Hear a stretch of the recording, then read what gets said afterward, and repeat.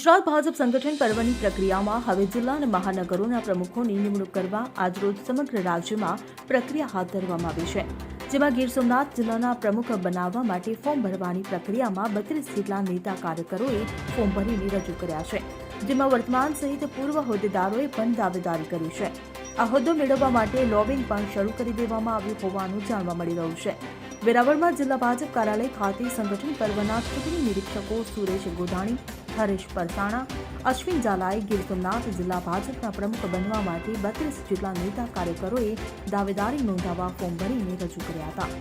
આ નિરીક્ષકોની એક સંકલન બેઠક મળશે, જેમાં રજૂ થયેલા ઉમેદવારી ફોર્મને લઈ ચર્ચા કરી પ્રદેશ ભાજપ સમક્ષ રિપોર્ટ રજૂ કરશે।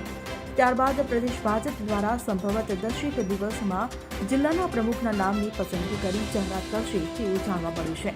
તો જિલ્લા ભાજપના પ્રમુખ બનવા માટે વર્તમાન સહિત પૂર્વ હોદ્દેદારોએ દાવેદારી નોંધાવી છે, જેમાં વર્તમાન પ્રમુખ મહેન્દ્ર પીઠિયા, મહામંત્રી દિલીપસિંહ બારડ, વિશાલ વોરા, પિયુષ પોપંડી, અરવિંદ રાણી, અનિલ જોતવા, પ્રતાપ બારડ, હીરાભાઈ મકડિયા, ભાઈદાસ વાળા, કમલેશ સોલંકી, વિજય બમણિયા, નિલેશ ચારિયા, નરેશ કુંભાણી, હરી જાદવ, પ્રવીણ આભેડા, કાળુભાઈ રૂપાલા, ધીરુભાઈ ખોખર, સુભાષ દોડિયા, ચંદ્રેશ જોશી, દેવભાઈ ધારેચા, પ્રવીણ રૂપારેલિયા, ડોક્ટર સંજય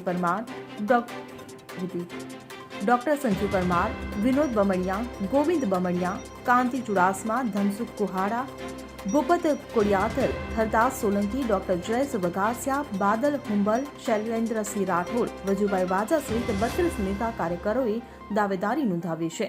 ત્યારે મોવડી મંડળ આ નામોમાંથી કોની પસંદગી કરે છે તે હવે જોવું રહ્યું। Bureau report CN24 news. હવે જુઓ દેશ દુનિયાની તમામ ખબરો તમારી આંગળીના ટેરવે। ઉઠાવો મોબાઈલ અને Google Play Store પરથી ડાઉનલોડ કરો અમારી CN24 ન્યૂઝ મોબાઈલ એપ।